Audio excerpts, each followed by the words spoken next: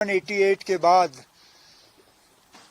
ये पहली मर्तबा है कि इतने कम अरसे के अंदर और इतने कम फेजेस में इलेक्शन जो हैं जम्मू कश्मीर में कराए जा रहे हैं। जाहिर सी बात है कि पॉलिटिकल पार्टीज़ के लिए ये एक नया तजुर्बा होगा, लेकिन मैं नेशनल कॉन्फ्रेंस की तरफ से इतना ही कह सकता हूं कि हम पहले से ही इस दिन की तैयारी में लगे हुए थे और बिल्कुल फौरी तौर हम अपना इलेक्शन का सिलसिला जो है वो शुरू कर लेंगे।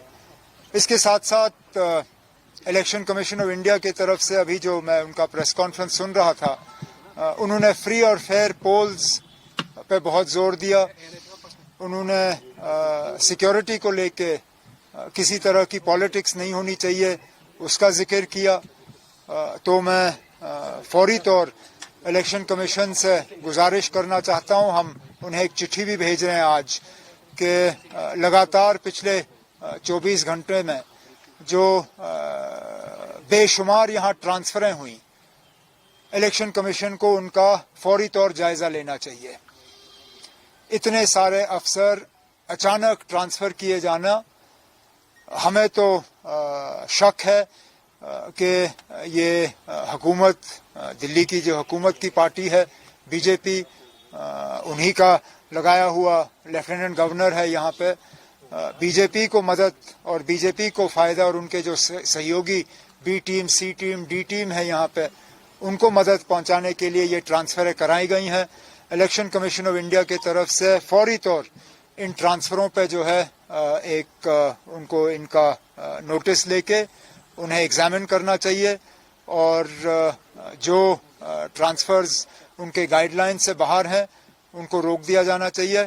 और इसी के साथ साथ जो पिछले 1-2 साल में मेन स्ट्रीम पॉलिटिकल पार्टीज, खासकर वो जिन्होंने बीजेपी और बीजेपी के एजेंडा की मुखालफत की, हम लोगों की जो सिक्योरिटी कम की गई है, कुछ ऐसे लोग हैं जिनकी सिक्योरिटी पूरी तरह से पिछले दिनों विड्रॉ की गई, फौरी तौर इलेक्शन कमीशन के तरफ से इसमें ऑर्डर दिया जाना चाहिए और मेन स्ट्रीम जो non BJP allied political parties हैं उनकी सिक्योरिटी जो है फौरी तौर रिस्टोर की जानी चाहिए।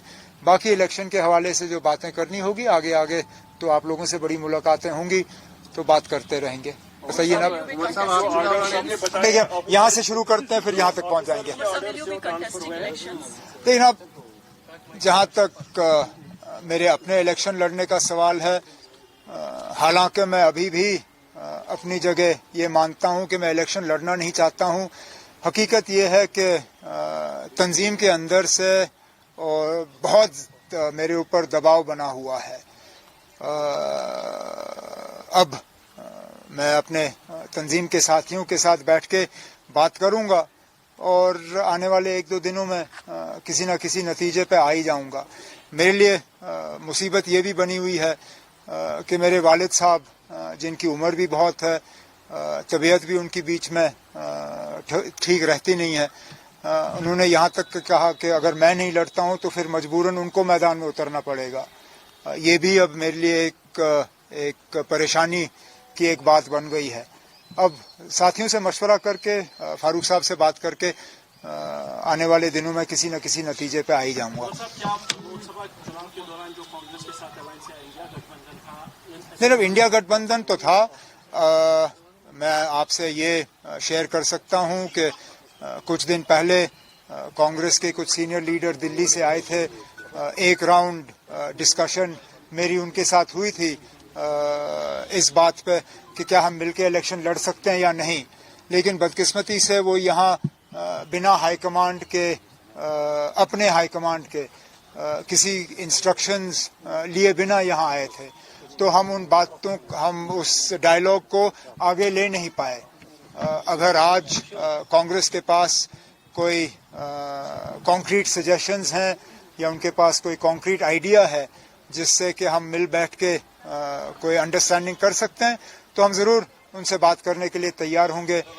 2 दिन पहले नेशनल कॉन्फ्रेंस के सदर फारूक अब्दुल्ला साहब ने कांग्रेस के कुछ सीनियर लीडरों से टेलीफोन पे भी बात की थी इस सिलसिले में कि बातचीत के लिए जो है हम एक रास्ता खोल दें अब इलेक्शन तो अब हमारे सिर पे है, ज्यादा वक्त रहा नहीं, अब देखते हैं इन दिनों में हम क्या कर पाएंगे। बाकी किसी पार्टी से गठजोड़ की कोई उम्मीद ना, जिन पार्टियों ने हमारे खिलाफ पिछले दिनों में इलेक्शन लड़ा उनके साथ और जो उस इलेक्शन के बाद भी हमें गाली देने पे थके नहीं, उनके साथ शायद मुश्किल होगा, क्योंकि रिश्ता उनको ठीक करना था, बजाय ये कि वो रिश्ता ठीक करें उन्होंने रिश्ता और बिगाड़ा।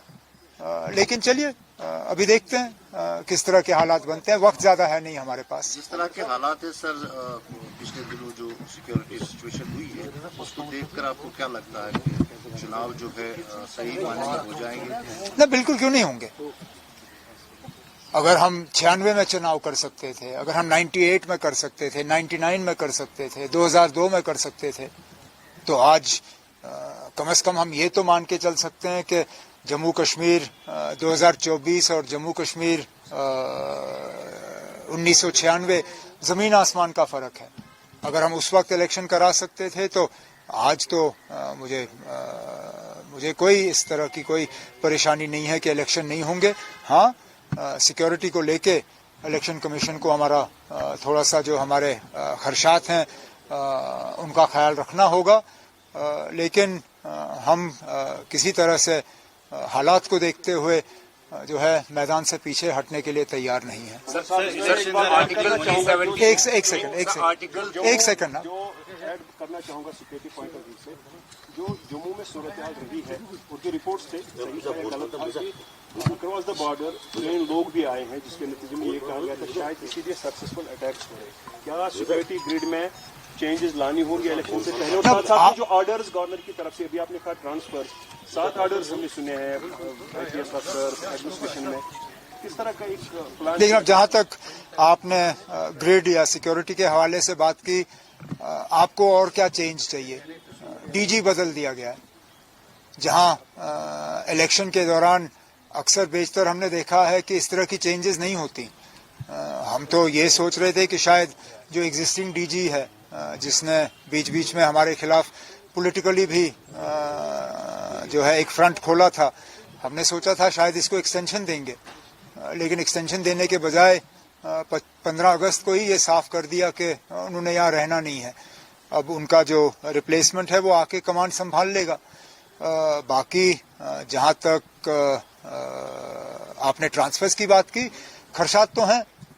15 अगस्त को कौन सा सरकारी अफसर दफ्तर जाता है? यहाँ तो 15 अगस्त को दुकानों पर भी जो है लोगों को जाने की इजाजत बीच बीच में नहीं दी जाती।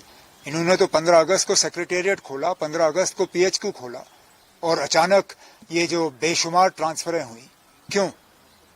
जाहिर सी बात है कि इलेक्शन के इनको पता चला कि आज इलेक्शन का ऐलान होना है, और बीजेपी और बीजेपी की बी टीम, सी टीम, डी टीम, जिन्होंने पिछले 2-3 महीने पहले बीजेपी की मदद की, उन्हीं को फायदा पहुंचाने के लिए ये ट्रांसफरें कराई गई।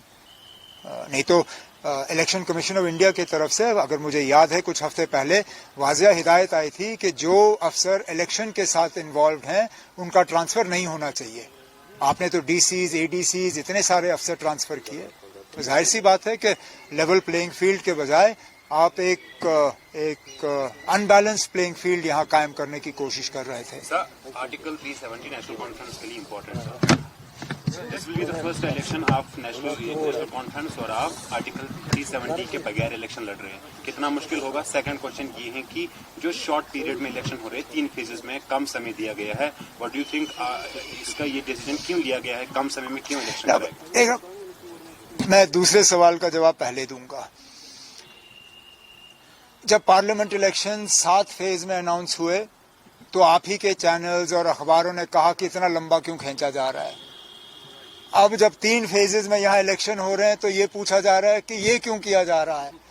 अब दोनों तरफ से तो हम शिकायत कर नहीं सकते। अगर वो ज्यादा लंबा था 5 फेज हमारे लिए, तो फिर हम 3 फेजेस पे शिकायत क्यों करें?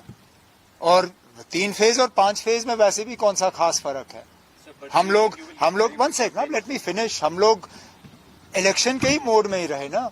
अभी 2 महीने पहले हमने इलेक्शन लड़ा, हम तो उसी मतलब मूड में रहे। हमारे लिए कोई खास मुश्किल नहीं होगा। हमने अपना मंशूर भी तैयार किया हुआ है, लगभग जो कैंडिडेट्स हम फील्ड में उतारना चाहते हैं, हमने लगभग वो भी तैयार किया हुआ है। अब हमारे लिए थोड़ी सी ये बात बनेगी कि कुछ दिनों के अंदर अंदर अगर अलायंस हमारा हो जाता है तो उसमें हमें देखना होगा कि कहाँ पे हम उतारेंगे, कहाँ पे हम दूसरों की मदद करेंगे। वो आने वाले दिनों में हम फैसला ले लेंगे। जहाँ तक 370 के हटने के बाद ये तो सबके लिए पहला इलेक्शन है, सिर्फ नेशनल कॉन्फ्रेंस के लिए नहीं, ये जम्मू कश्मीर के लिए पहला असेंबली इलेक्शन है 370 के बाद। तो हम सबके लिए ये एक अजीब सा इलेक्शन होगा। एक यूटी में हमारा पहला इलेक्शन है। सेंट्रल रूल में चलिए हमने इलेक्शन लड़े हैं, लेकिन यूटी में हमारा पहला इलेक्शन होगा। और जैसे मैंने कहा, इतना शॉर्ट टाइम फ्रेम में हमें इलेक्शन की आदत नहीं है। हमें अचानक इसकी आदत जो है एक आदत डालनी होगी। डालेंगे ना, लड़ेंगे। और लोगों पे हमारा पूरा भरोसा है कि लोग बाहर आएंगे और अपने वोट का इस बार सही इस्तेमाल करेंगे।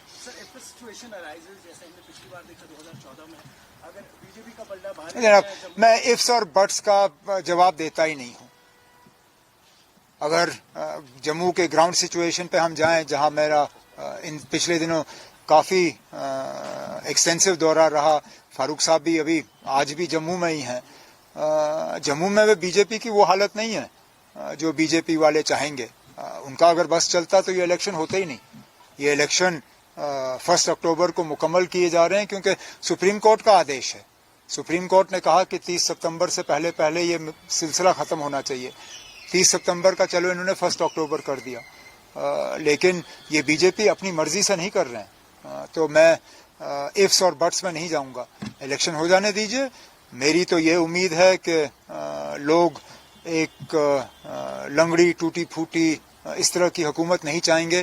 वो एक मजबूत हुकूमत चाहेंगे और उस हुकूमत को यहाँ पसंद करेंगे, या तो एक पार्टी या प्री पोल जो ओपन आके लोगों से वोट मांगे, उनकी मदद करने के लिए आएंगे। लोकसभा चुनाव से पहले आपने कहा था कि महबूबा मुफ्ती के लिए दरवाजे खुले रहेंगे अगर वो जो है विधानसभा चुनाव के लिए जो है एलायंस करेगी। क्या अभी भी वो दरवाजे आपके ना, हमने तो दरवाजा खुला रखा था। दरवाजा शायद कुछ हद तक उन्होंने ही बंद किया। मैंने उस वक्त कांग्रेस से कहा था कि 5 सीटों में उनको कुछ देने की गुंजाइश कम है, लेकिन अगर उन्होंने इंडिया अलायंस की पूरी मदद की तो जरूर हम उनसे पार्लियामेंट के बाद असेंबली के लिए बात करेंगे। लेकिन पार्लियामेंट में उन्होंने कांग्रेस की तो मदद कहीं की नहीं, कैंपेन कहीं किया नहीं, वोट कहीं कांग्रेस के लिए मांगे नहीं जम्मू में। और यहाँ पे तो इंडिया ब्लॉक के खिलाफ 3 सीटों पे उन्होंने अपने उम्मीदवार उतारे। लेकिन ये फैसला मेरा नहीं है, फैसला नेशनल कॉन्फ्रेंस की तंजीम का होगा। फैसला फारूक अब्दुल्ला साहब जो हमारे सदर हैं उनका होगा। उनका जो फैसला हमारे सिर आंखों पे। हम तो बस बेसब्री से इंतजार कर रहे हैं कि वो जम्मू से वापस आएं तो हम इन 2-3 चीजों पे उनसे मशवरा करके आगे के लिए जो है अपनी रणनीति जो है वो तय करें। Sir, national conference chief minister candidate announce करके मैदान में उतरेगी क्योंकि एक फेस चाहिए इलेक्शन के लिए। अब हमारे पास फेसेस की कमी नहीं है। ये कुछ चीजें आप हम पे ही छोड़ दीजिए ना। अब पहले ही आज इलेक्शन अनाउंस हुए, घंटा नहीं हुआ, और मैं सारा कुछ अगर यहीं आपके सामने रखूं तो फिर इलेक्शन कैंपेन का क्या फायदा। कल ही वोट डलवा दो और परसों गिनवा दो। हमें कैंपेन करने दीजिए, कुछ चीजें उसमें क्लियर हो जाएंगी। मैनिफेस्टो पे आपने कहा कि ऑलमोस्ट डन है मैनिफेस्टो। सो 370 के लिए उसमें क्या है? आप मैनिफेस्टो के लिए वेट करिए ना, रिलीज करेंगे। तकरीबन 60% रही पिछली बार, क्या वही एक्सपेक्टेशन होगी इस बार? लास्ट टाइम बोलते अब हम तो एक्सपेक्ट करते हैं कि असेंबली में पार्लियामेंट से ज्यादा लोग शिरकत करेंगे, कैंडिडेट ज्यादा होंगे, लोकल टच रहता है। ये हमारा तजुर्बा रहा है कि जितना लोकल इलेक्शन होता है उतनी पार्टिसिपेशन ज्यादा होती है। पंचायतों में, urban local bodies, DDC, BDC, इसमें लोग ज्यादा शिरकत करते हैं। असेंबली में फिर, और सबसे कम पार्लियामेंट में। अगर पार्लियामेंट में लोगों की इतनी भारी तादाद में शिरकत रही तो हम उम्मीद करते हैं कि असेंबली में तो उससे ज्यादा ही होगा। Okay, thank you.